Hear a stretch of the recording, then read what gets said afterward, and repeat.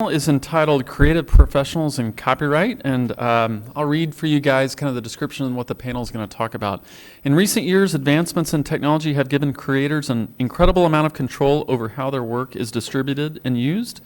With recent developments in copyright law come new practices on behalf of creators. How will creative professionals use copyright law in the future? That's a question this panel is going to talk about, and it's a panel of nationally recognized scholars. They're going to explore topics such as the Music Modernization Act, how society's understanding of gender intersect with copyright law, and why some creators encourage other people to infringe their work. And so this panel is going to be moderated by my co-director for the Tsai Center, Keith Robinson. He's the Altshuler Distinguished Teaching Professor, and he's an Associate Professor of Law here at the Law School, and he'll introduce our panel. Thanks, Professor Taylor. So as Professor Taylor said, we're going to switch gears a little bit here, and the emphasis on this panel will be on creators and how they are, in some cases, disadvantaged, sometimes advantaged by the copyright system, and how they might be using it in counterintuitive ways. So I'm going to briefly introduce the panel, and then they're each going to come up and talk about their respective topics for about 5 minutes or so, and then we'll have a panel discussion after that. So down there on the end, we have Ann Bartow. She is a professor at the University of New Hampshire Franklin Pierce School of Law and the director of the Franklin Pierce Center for Intellectual Property. To Ann's left is Justin Hughes. He is the Honorable William Matthew Byrne Jr. Chair Professor of Law at Loyola Marymount University, Loyola Law School. And then finally, Kristelia García. She's an Associate Professor of Law at the University of Colorado Law School, and she's also the Director of the Content Initiative at the Silicon Flatiron Center for Law, Technology, and Entrepreneurship. And so Kristelia is going to come up first and give us our first presentation. Thanks, Keith.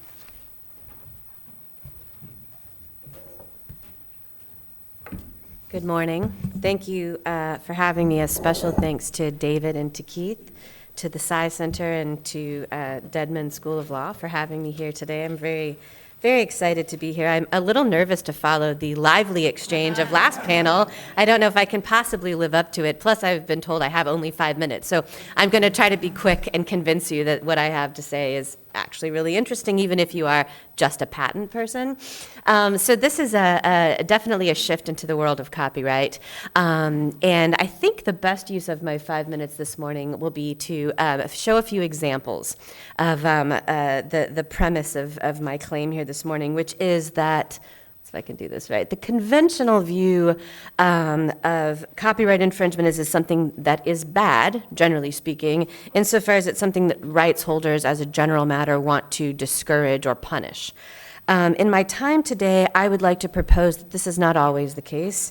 Instead, I'll show some examples of cases in which rights holders, in some situations, actually encourage infringement, both implicitly and explicitly for a variety of different reasons and in a variety of different situations. I want to note that I'm using the term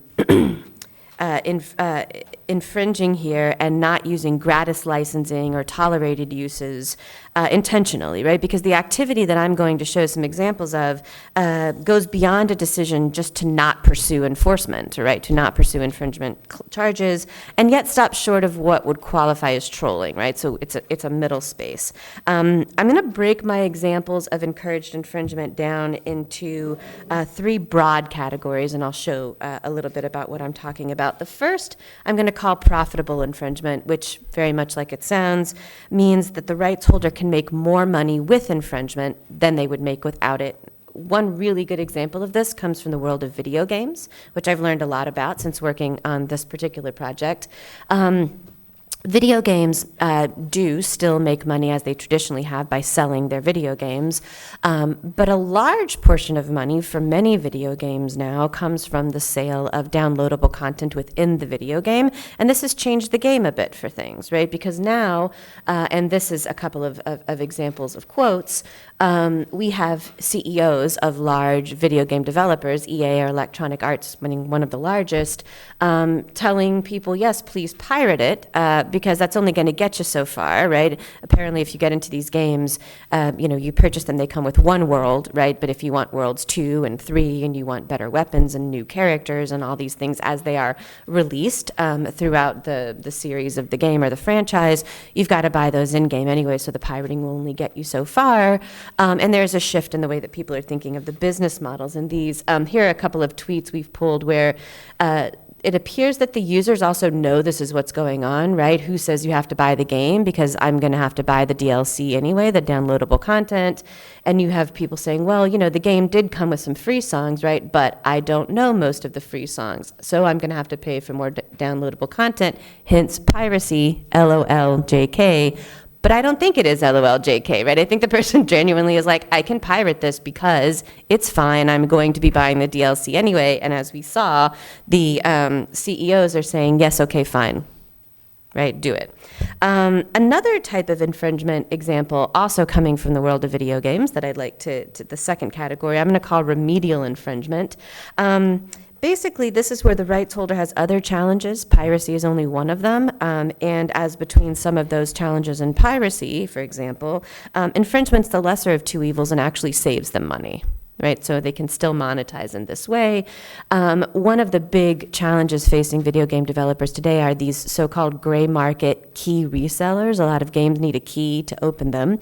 And companies like G2A, being one of the big ones, claim that they're selling keys. There are some legit key resellers, as I understand it, but they are greatly mixed in with a bunch of illegitimate keys, either broken games, corrupt games, or keys that were never valid to begin with.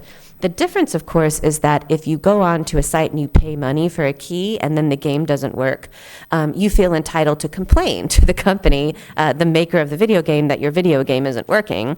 Pirates, on the other hand, are notoriously low maintenance, right? So the problem for the companies is that people are going on these gray market sites, purchasing corrupt, broken, or illegitimate keys, and then calling them and complaining that the game isn't working or it's pixelated or something's problematic.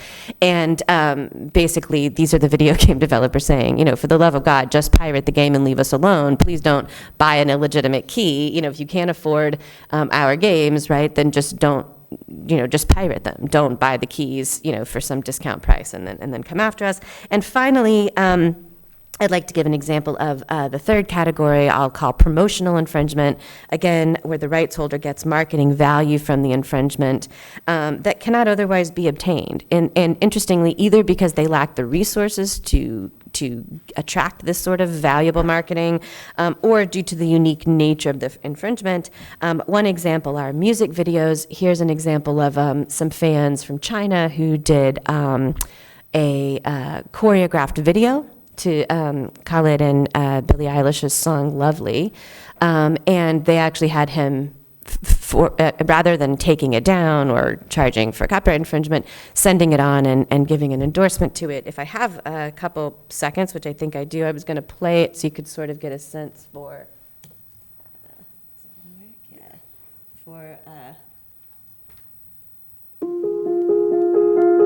the type of infringement that's worth encouraging.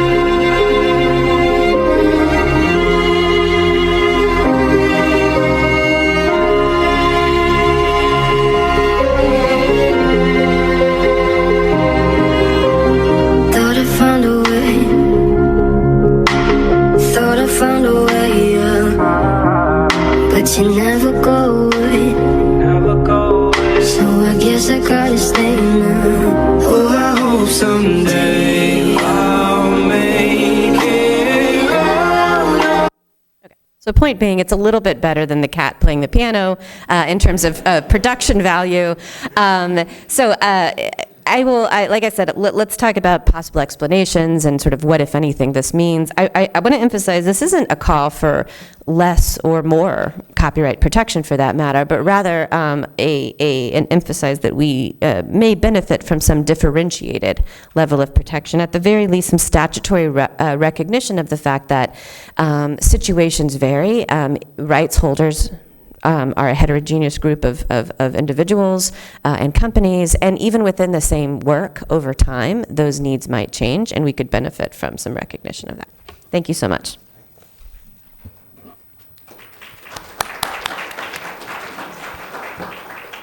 Those are fast 5 minutes.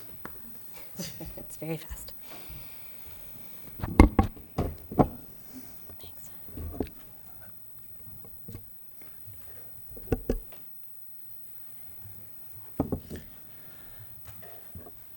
Thanks. Thanks, everyone. My name's Justin Hughes, and I, too, want to thank Keith and David for including me in the 16th Annual Symposium. Let me just start by saying, for those of you who know copyright or live the IP world generally, that 15 or 20 years ago, think about where we were. The internet, a relatively new thing, had initially seemed like a lawless territory, and some people were advocating it was its own jurisdiction.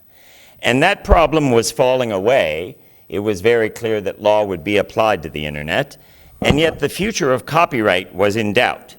For a lot of people, there was a real question about whether or not copyright would survive.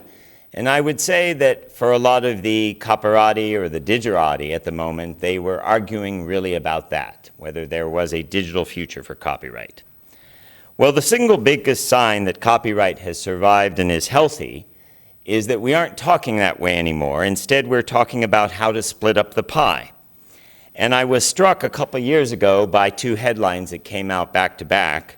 One, on April 3rd, 2018, was the founder of Spotify becoming a billionaire instantly from the IPO for his company, while the other headline was a YouTuber who killed herself in front of YouTube headquarters because of a reduction in payments from YouTube. So the question is, how do we split up the pie? How does copyright split up the wealth that it offers to people? And I have been very intrigued by that question. I hope more people will be intrigued by that question in the future. Distribution of income, distribution of wealth from copyright is a big issue.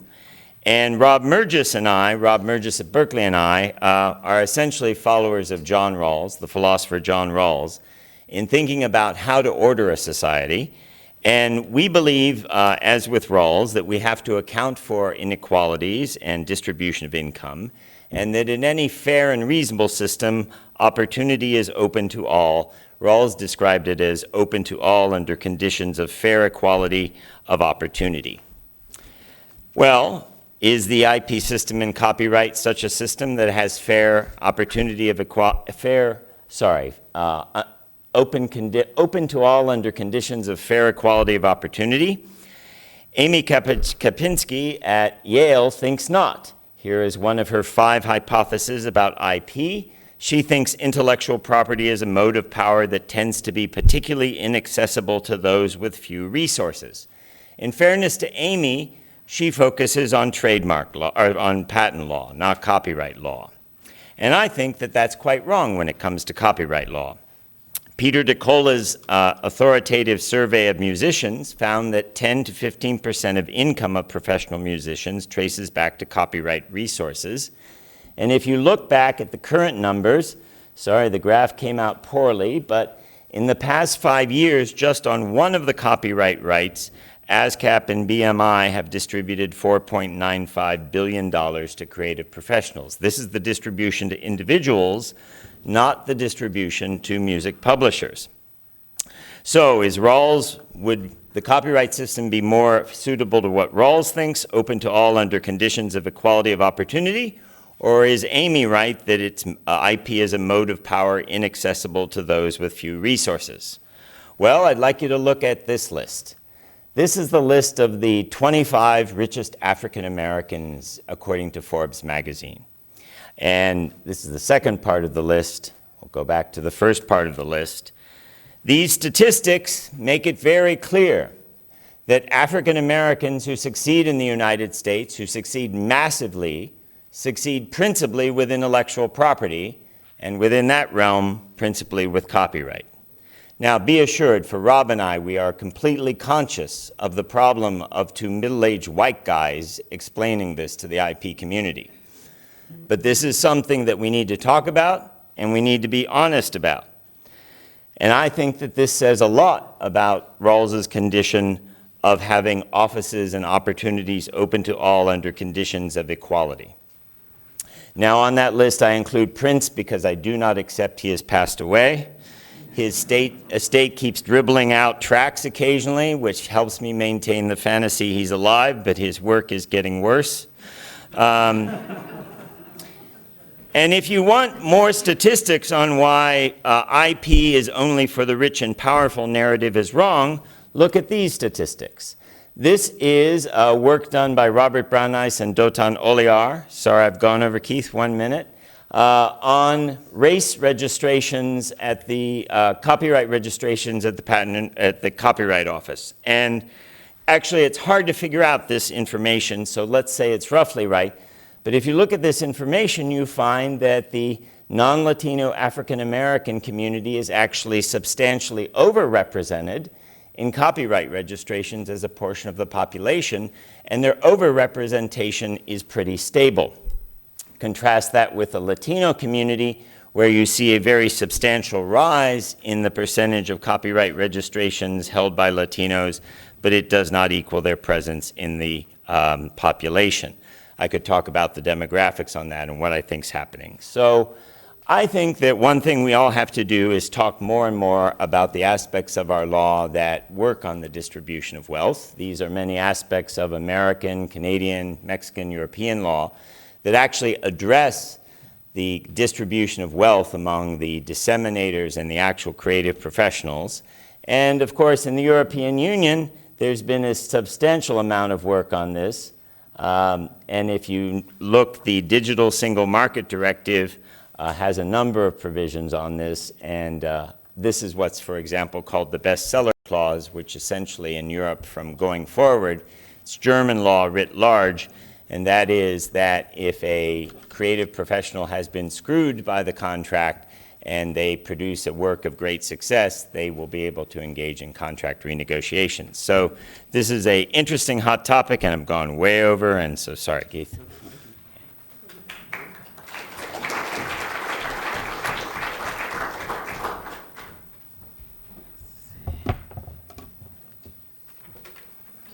All right, great. Hi, thanks for inviting me to this great conference. Really had fun at dinner last night, and I'm really happy to be here, learning a lot, and a lot of questions for Justin later.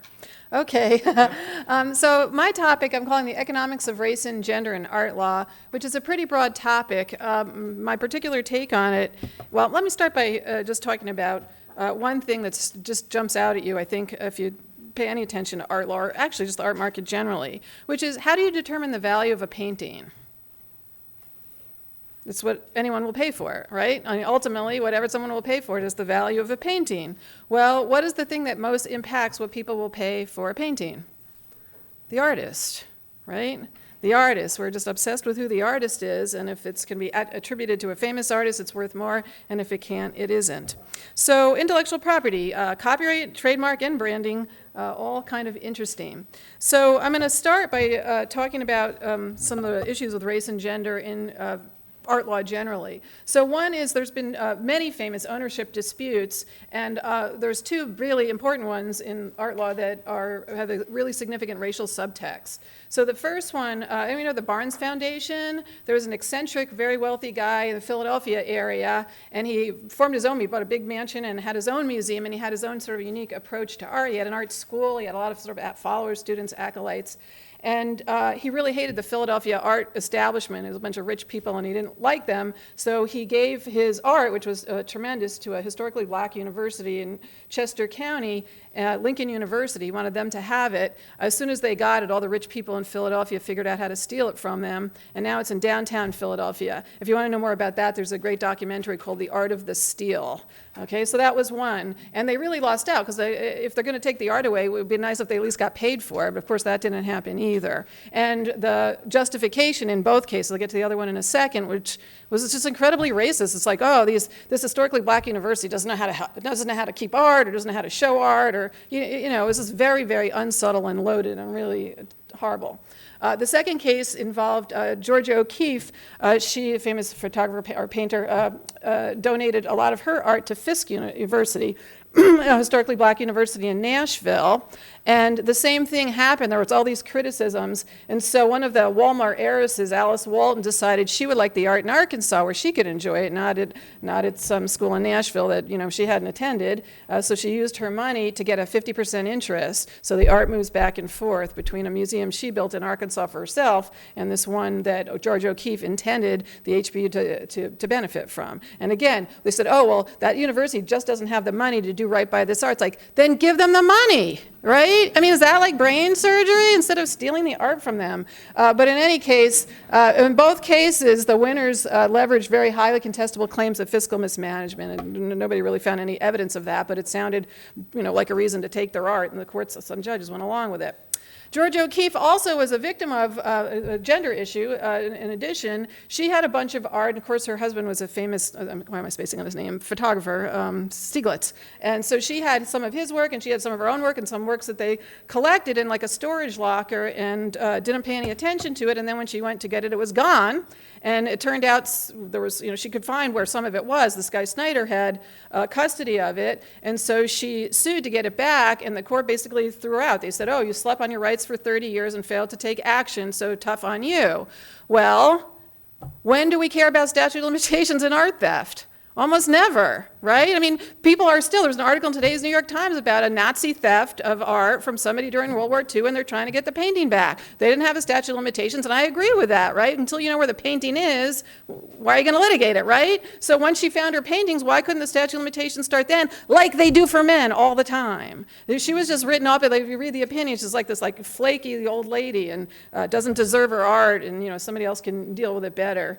But if you look at the middle section, I mean, the vast majority of art theft cases, possession will be a continuing crime, so there is no statute of limitation, or there has to be, once there's a demand and refusal letter, and she made one, fairly contemporaneously, then that would tell, or you could reboot the statute of limitations. So there's many things that get done. They just weren't done for George O'Keeffe.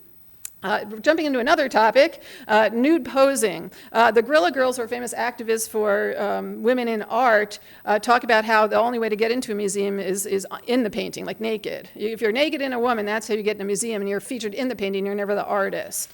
So one of the strategies people had to use, to break women had to use, is to pose nude. That's how they got their foot in. They were artists themselves. This is how they connected with the people. This is what they had to do to network, basically, in a man's world.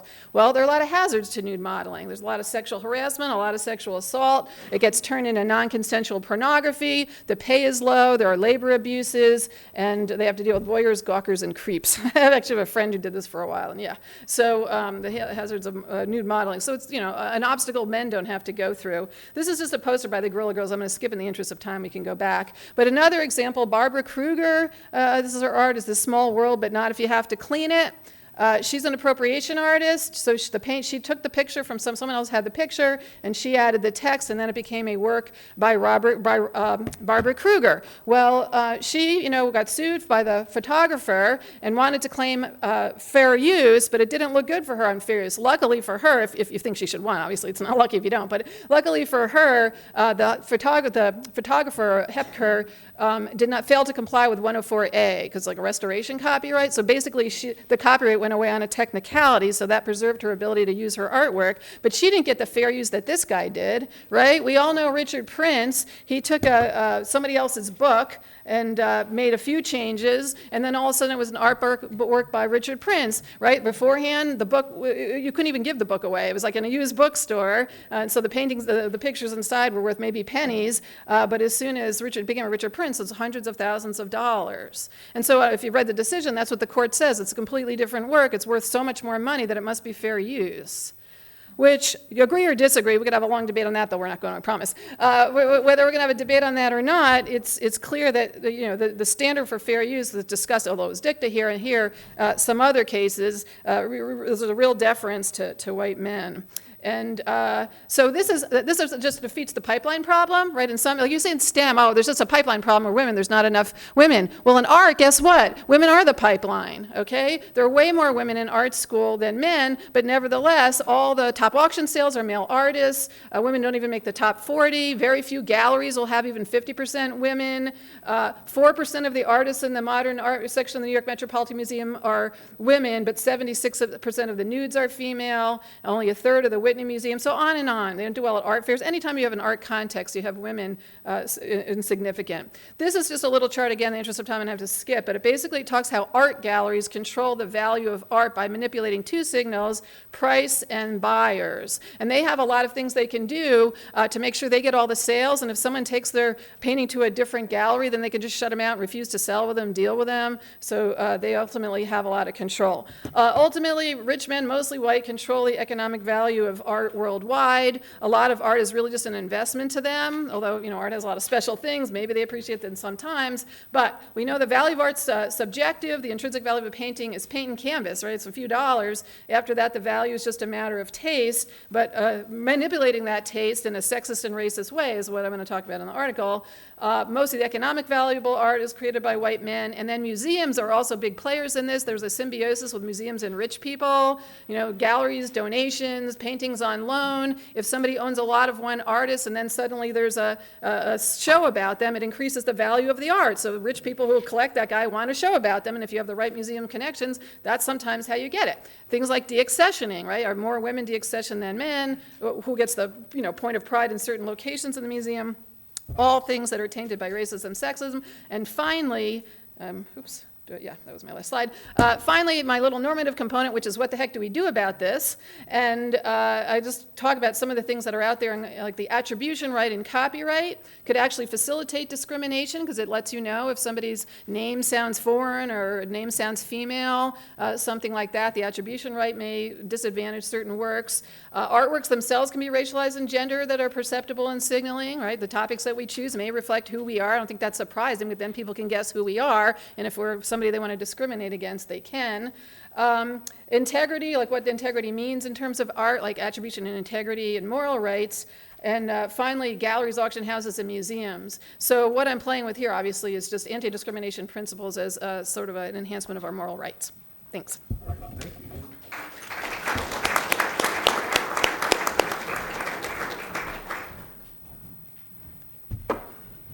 All right, great. Thank you guys all for the interesting presentations. And so I want to now start with a discussion. And so I'm going to ask my first question of Kristelia.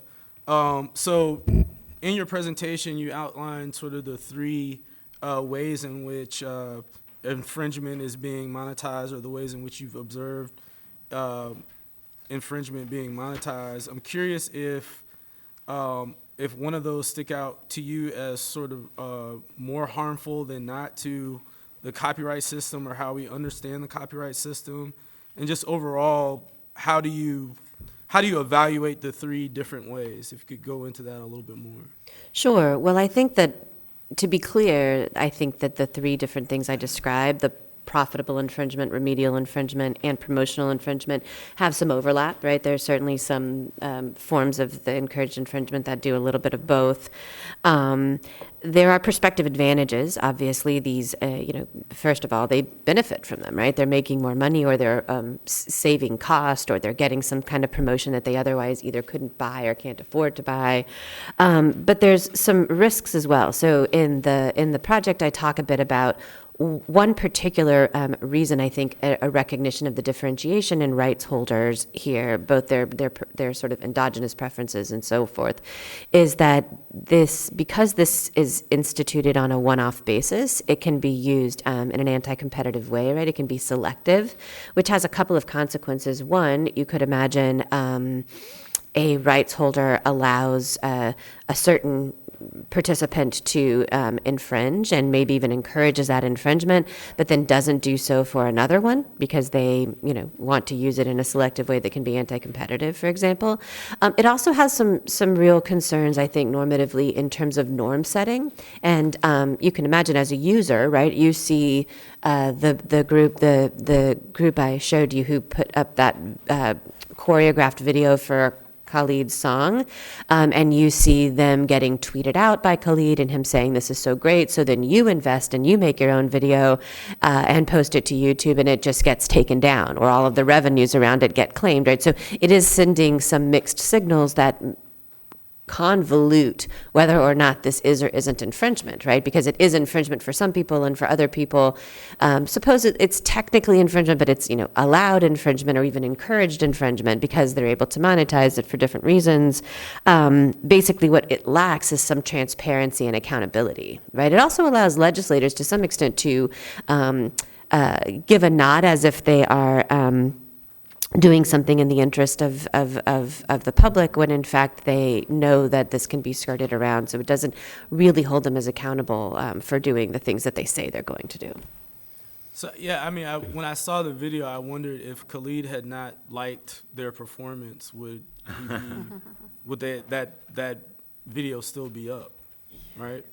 No.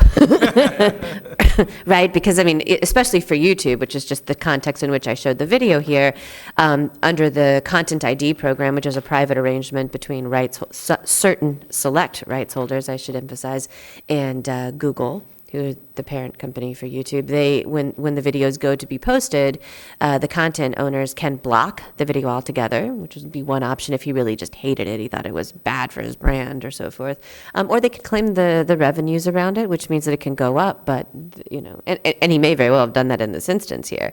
Or they can allow it to go up. So, yeah, I think if they don't like it, they can take it down. Yeah, good. So Justin, a question for you. And so I found the data that you you talked about, you presented in your presentation, really interesting, concerning the African Americans on the Forbes list.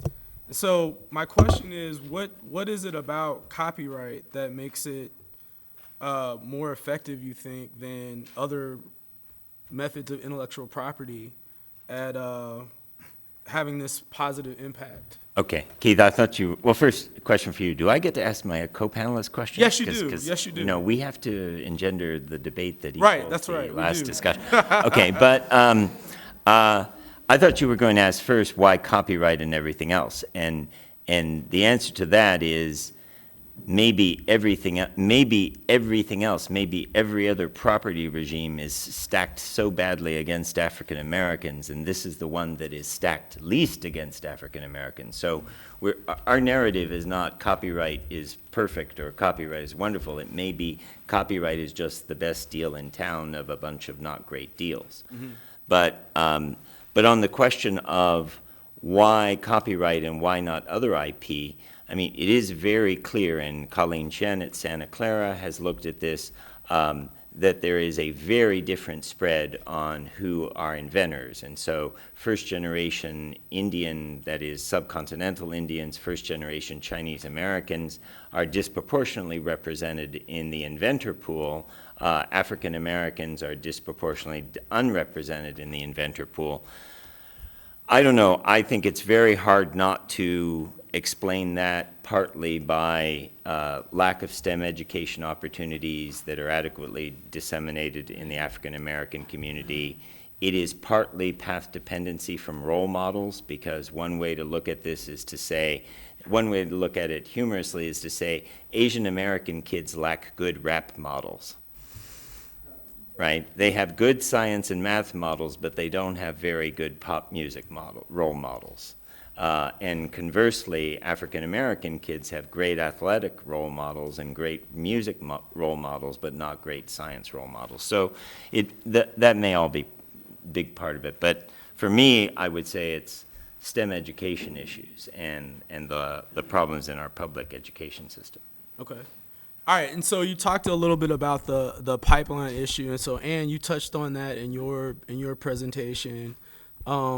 Your argument is that at least in the art world, it's not a pipeline issue. Right. It's something else. So could you talk a little bit more about that? Yeah, sure. It's just disproportionately females. Like art classes from high school on are disproportionately female, and students, all the art disciplines are disproportionately female. But then when you get to a certain level, then all of a sudden, it's the same thing with chefs, actually, right? Like women do most of the cooking in the world, but the elite chefs tend to be mostly male. They're kind of ride to the top. So that's what goes on in art, and solving it, when it's like the basic thing of capitalism. The painting's worth how much you want to pay for it. So how exactly do you say, but you're valuing women less, you're valuing people of color less, even though their art is just as good, whatever that means. And so, how you navigate that. So I think just talking about it as a moral right, somehow thinking about at least discrimination as part of our moral rights infrastructure would be one way to get people to think about it, at least. I'm still thinking that through. Did you have a Justin, did you have a question? Yes, I have questions for both my Okay, co-panelists. all right. Which one do you want me to go It at doesn't matter, first? you choose. Okay, well, so my question for Anne was, Anne, you said you thought that the attribution right might contribute to this problem through gender identification or racial identification, but I don't understand that. It's a right, not a requirement, right? And history is full of, for example, great women artists who chose at least some of the time to write under male pseudonyms. So that they would publish. So, but how is this right that people have contributing to the problem when people can put things out synonymously, they can put things out under anonymously? So they can, in theory, but they really can't, because, as I said, art's value comes from who the artist is, so you want an artist's name.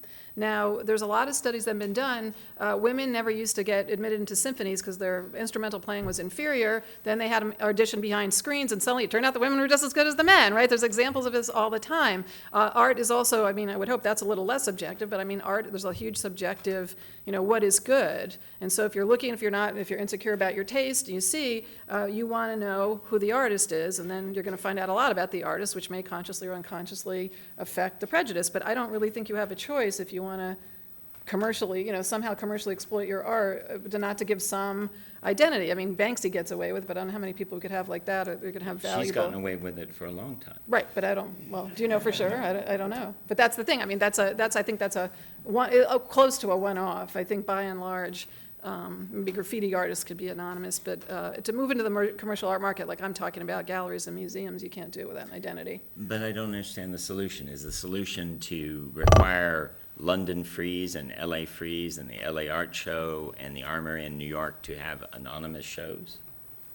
Obviously that's their choice. No, but I'm saying what's your but there's no social value there. What's your social engineering remedy? My social engineering remedy is just to talk about as a moral right to do some counting. Like galleries should have some sense of, the composition of what they're housing. Museums, when they bring stuff in, when they do shows, when they do de-accessioning, to at least do some counting and figure out what the numbers are, and then maybe act, maybe not.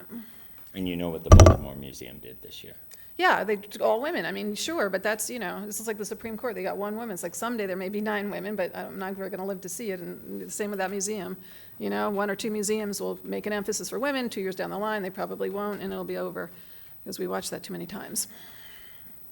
Can I ask my other panel? Yes. So Kristelia, here's my question for you. So it seems like the 2 of your examples, the YouTube example with Content ID, versus the example you gave of the video games where corrupt, broken, or illegitimate keys and Google promoting those vendors causes more headaches. Those really seem like apples and oranges, because Content ID and the monetization there, you cleverly call it monetizing infringement, but you're basically licensing it, right? And what's happening is in the YouTube ecosystem, the copyright owner is accepting essentially a liability rule in place of a property rule, saying, okay, yeah, leave it up, just I get my payment, I get my remuneration. So I thought they were kind of very different examples, where the video game example is a real kind of suffer through the infringement, because that's the economically best model because of some behavior of a bunch of people. Right. And versus YouTube, which strikes me as not, it's as easy to say it's implied licensing or express licensing as to say it is infringement. Right, and I think the reason that I feel like this is still a good example is because of the option that the content owner has to either grant an on-the-spot license, if you will, right? If they decide to allow the video to post and claim the revenues around it, they are doing an on-the-spot license of sorts. But they also have the option not to do that, and that control, which is the rights holders control, is where I think there has been potential problems, right? Both the potential for confused signaling to users as to what can and can't go up, and the potential for anti-competitive use of that decision making. If it were a mandatory license through Content ID, anything that comes, it goes up, but you get to take the revenues around it, I would be more convinced of the distinction. Obviously, it's a very different example than the keys, but the reason I think it still fits under this umbrella is because of that choice there. Anyway, I have questions too, but I'll let you All go. right. I wanted to ask a question. I wanted to ask a question of Anne because, and I mentioned this to you, I think, last night. So visual art seems to be different than other areas where copyright is protected. And so what can visual artists learn from other areas, other fields of creativity that have more success in controlling and profiting from their work? Yeah, that's a great, so the reason that visual art's different, like a painting or a sculpture, is when we're talking about, again, the kind of art, valuable art that I'm talking about, that galleries or museums would typically have, is that the physical art is usually worth a lot more than the copyright. So it's usually the inverse, right? If you have a novel, it's the copyright that's valuable, not an individual, maybe it's a first printing, but where the copyrights to a popular novel is worth much more than an actual book. But the painting will generally be worth more than, the posters or coffee mugs or whatever they make of the painting. So the physical thing is important, and I think who the artist has right? I mean, if we hear a song we like, we don't worry that much about who wrote it, but if we see a painting we think we like, we do worry about who painted it, because that's going to make the value and scarcity and things like that. So I don't know how to move it. I don't actually know how you learn from that, but I think noticing it and paying attention to it might be useful. Right, and that's a good first step, probably. Yeah. So you had questions. Yeah, I wanted to ask a question of Justin, because I really enjoyed the piece when it first came out, and have given some thought to it and had some discussions with people. So I want to play a bit of devil's advocate, because I think one of the a reasonable normative takeaway might be that, and I think it would be fair to say that Justin and Rob would probably say, like, one reason that it might be good to support copyright, among many others, is that it is one viable, maybe more than other areas, viable means for minority or traditionally disadvantaged creators to claim some value in the work that they're putting forward. One reservation, and this came to mind because you were talking about the role models, is to keep in mind that a lot of this entertainment, sports stuff is truly winner-take-all markets, right? These are blockbusters, these are superstars. So there is some concern that when like the chart that he put up with all the money, when that is what is promoted as this is what you can do if you are a singer, if you are a rapper, if you are a basketball player, that it might be this self-fulfilling prophecy. Like you might be having people aspire to be Oprah, rappers, and basketball players when they could be Neil Tyson's, right? They could be physicists and astronauts and all these things, but they are not seeing the same role models, or the role models are there. I would argue that we have very successful inventors of all stripes, but they aren't, necessarily on these charts. And so in that sense, I wonder if you have any thoughts on sort of the pros and cons of emphasizing how great copyright is when that is great, but only for a very minute proportion of the people in these disadvantaged groups. Sure. So want to distinguish between the question of wealth distribution and the Rawlsian problem of wealth distribution and the Rawlsian problem of offices open to all under equal competition conditions. It's the latter one that is proved by the African Americans at the top of the wealth list. So, but I don't accept it's winner take all. And if you think it's winner take all, you don't spend any time with the guilds. You don't spend any time with the Screen Actors Guild or the Writers Guild. You don't spend any time with songwriters. That $4.95 billion is not winner take all that ASCAP and BMI distributes. A great deal of it's distributed to lots, tens of thousands of people you've never heard of. So take the sound exchange system. The sound exchange system actually, so we are improving on this some. We have implemented a sound exchange system which distributes the public performance right for soundtracks for digital audio transmission. A percentage of that goes to the producers, the sound engineers now, under the MMA, as you know. A percentage of that has always gone to the background singers. And so we can tweak the system in all kinds of ways, actually, to make sure it's not winner take all. But the reason I'm giving Kristelia a strong answer is part of the law professor's anti-copyright trope is that it's all winner take all when you can identify anyone who wins anyway, so screw the system. And it isn't winner take all. You can't go to SAG-AFTRA to a line member of SAG-AFTRA who gets health care through SAG-AFTRA and say, oh, it's winner take all. They would definitely disagree. Right. Well, to be clear, when I was saying winner take all, I didn't mean the distributions through like a sound exchange or an ASCAP, but rather the chart specifically. Like the Oprah and the Michael Jordans, I was referring to more as a blockbuster or superstar kind. Right, but that's only to prove, that's not to prove wealth distribution. That's to prove offices open to all under conditions of equality of opportunity. Because you cannot find in investment banking the same number of African Americans. You cannot find in the real estate market the same number of African Americans. Now, 40 years ago, it was the case that the wealthiest African Americans in the United States were franchisors. They held the Cadillac franchise in Detroit, the McDonald's franchise in Washington, D.C. That was interesting, that there actually has been a shift in our lifetimes of how African American wealth is accumulated. Interesting.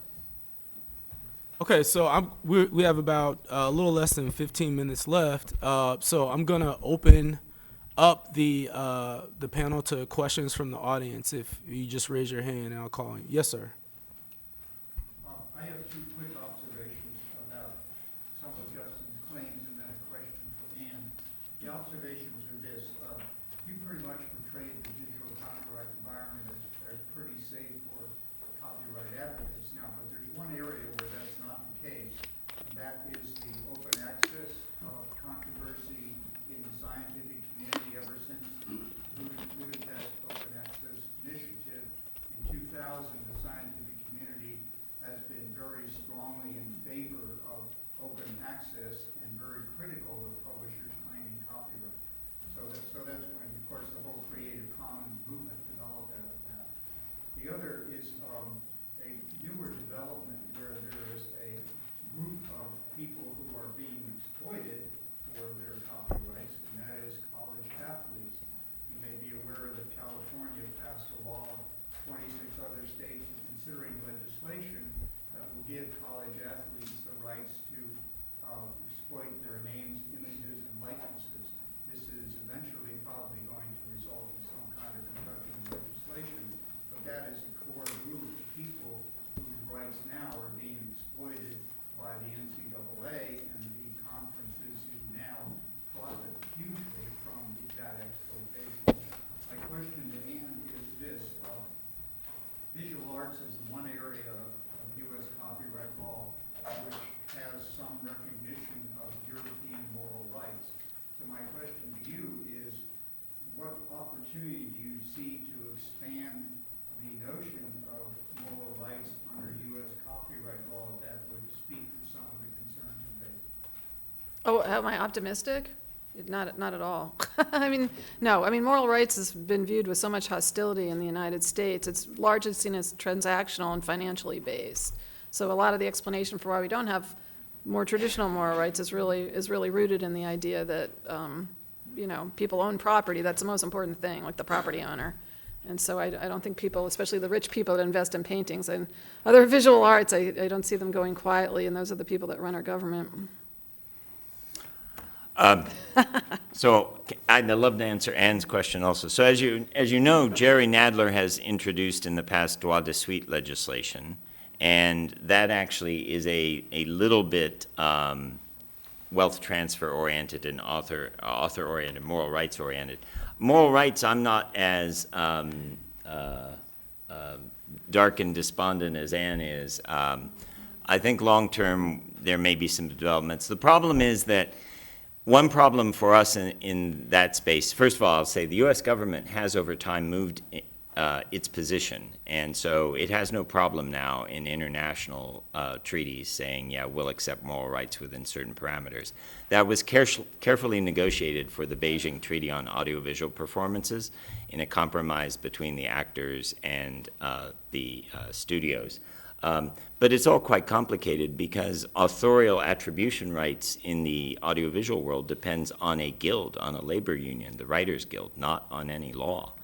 But to go back to your questions, yes, the right of publicity is one of those very cool places where if law professors were honest with themselves, the breakdown between the incentive theory of IP and wealth distribution becomes apparent.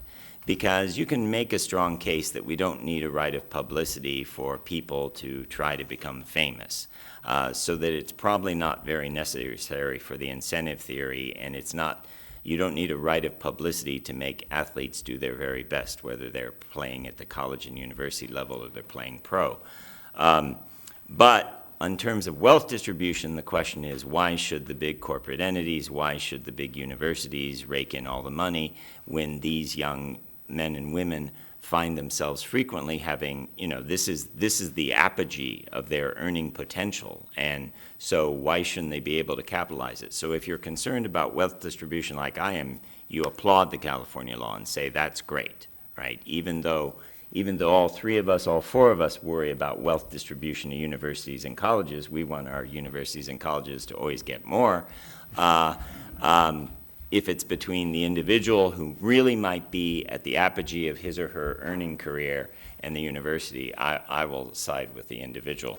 On the scientific community problem, that's a bigger problem because I'm troubled by, it's not a normal copyright story in the sense that the inputs to the scholarly journal output, the inputs are paid for by the people who are buying the journals back. And that's what makes it so bizarre. And that's why it's such a dysfunctional market, right? So the inputs are paid for by the universities, the colleges, the NSF, and the NIH. And then the publishers do a little whatever they do and then charge those people to have them back. And that there's something dysfunctional about that. I don't know what the right answer is. Other questions?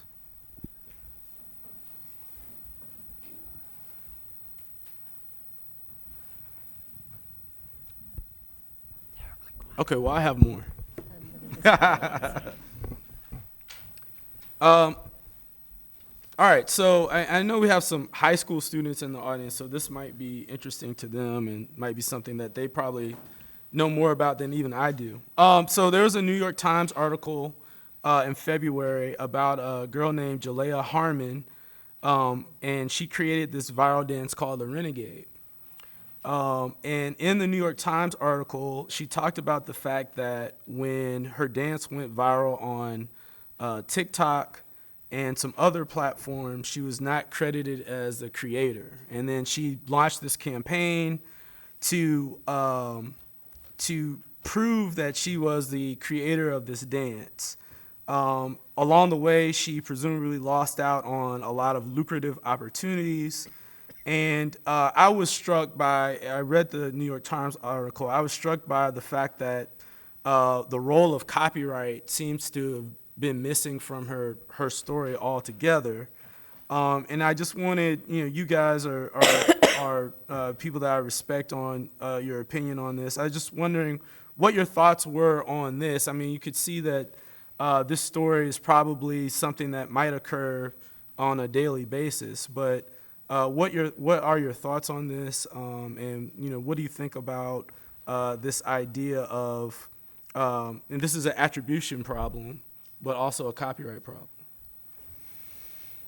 I've been thinking about these sorts of things in the context of virality, especially in social media, right? So things like memes and other popular things, especially as we move into election season. These dances are a really interesting thing that's come up that do involve copyright, just like the memes do. There's a real paradox between what copyright provides and what people who are producing viral social media content want, right? That I've always found to be a really interesting mismatch. So what copyright offers is exclusive control over the creation, right? The ability to keep other people from using the thing, distributing the thing, copying the thing, making derivative versions of the thing, right? To keep that from happening except with your explicit control and permission and under your particular terms. What people who are producing, these viral content, whether it be a dance or a meme or something else, what they want is for everyone to use it. In fact, that's the only source of its value, right? It needs to be, the derivative versions of it need to be made. The more the better, right? The guy looking at the girl and the girl looking at the guy. Like there need to be thousands of versions of that particular meme in order for it to have value. The same thing with the dance. Attribution, yes, but that is an interesting thing because I wonder if it's even copyright. It's moral rights, yes, which we group under copyright if she wants credit for being the creator.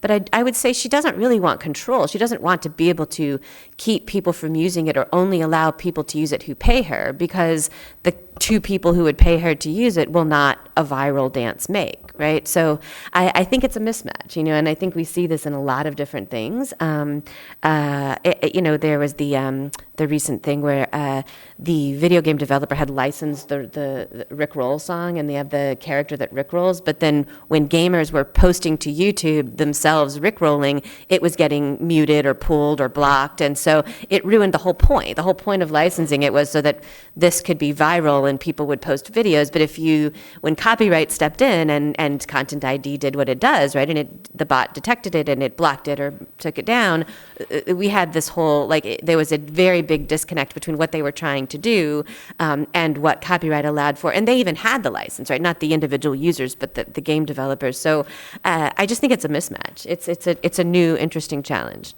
I don't think it's as much of a mismatch as it might have been. Kristelia's talking like 20 years ago. We have Creative Commons now. What she should have done is she should have put the Creative Commons logo on. And what's interesting is Creative Commons, as they've developed their different licenses, is the one they abandoned was the non-attribution license because they found everybody wants attribution. So we need a simple app for her to be I don't know if Creative Commons, you can embed it in a document. I don't know if you can take the emblem and embed it in your video, but we need an easy way for you to embed it in your video. But one thing I'd like to ask about that is Content ID is not available to everyone, and Kristelia hinted at that and intimated at that. Will you say a little bit more to explain to everyone that the Content ID filter to monetize is not available to all? Right. Content ID is a private agreement between, I think it's safe to say, major or large, substantial content owners and YouTube. Everyone else, if I put something up there, for example, I can use Section 512. I can, issue a notice for takedown, but I am not able to use the monetization claim feature of Content ID unless I'm a party to that thing. So it does it does specifically implicate large content owners and is not available for everyone else. And can I add a little color to that? Well, I was going to just give an example. So years ago when everybody was making their own single ladies video, right? Beyonce was getting paid for every video that people posted, right? Yes, but Kristelia said it's available to big content owners if you and Google agree on the appropriate terms. If you don't agree on the appropriate terms, like you want more than Google wants to pay, Content ID is not available to you. Good luck with your 512 takedown notices. And that in essence means, as the former head of the RIAA said, in these negotiations with Google basically says, that's a really nice song you've got there. Be a shame if something happened to it. You really do want Content ID on the price we're willing to pay you. Okay, so Ann, I guess I'll let you have the last word on this topic. Wow. I just feel like a lot of pressure. No, I just think it's great to have this kind of conversation because I've really learned new things and it gives you a lot more things to think about. Just when you're talking about the dance, I mean, I don't know why we even have copyright in dance. I really don't. Like, I think the norms of the field are such that if you start copying other people, you're just not going to get a lot of, your reputation's going to be bad. You're not going to get a lot of work. So I guess I'm in the negative space camp on some of that. The negative spaces in IP where people are creative and people make money, but there's no intellectual property. So examples like stand-up comedians, right? You can't really copyright, I mean, you can try, but you can't effectively copyright a joke. But still, there's a lot of comedians around. What does that mean? It means they have to come up with new jokes, so maybe that's a good thing, right? Well, so how long was her dance sequence? I think it was like 10, 15 seconds. It wasn't very long. Okay, because that is a problem, right? Is one problem with these viral dance sequences is they just don't fit the normal. So you would probably agree, Anne, that a normal choreographic work, so that if she had produced a music video like dance sequence that went on for 5 minutes with 6 dancers, that's okay for her to have a copyright in that choreography. I'm not saying it's not okay, I just think it's not useful. I'm not arguing that it should be struck out necessarily, but I don't think it's useful. There's not a lot of cases, and the norms seem really strong, so to me, that's just like architecture kind of fizzed. Yeah, I just think that the viral video dance sequence problem is partly a problem of size, and that it needs to be beyond a certain size before. Although I will say my friends, and you probably know people too, that really into dance, like they can just do like something like that, and you can say, oh, that's Martha Grant, you know what I mean? Like they know, just very short movements, they can, if you're into it, I don't. But. All right, well, great, thank you. So please join me in thanking our panelists today.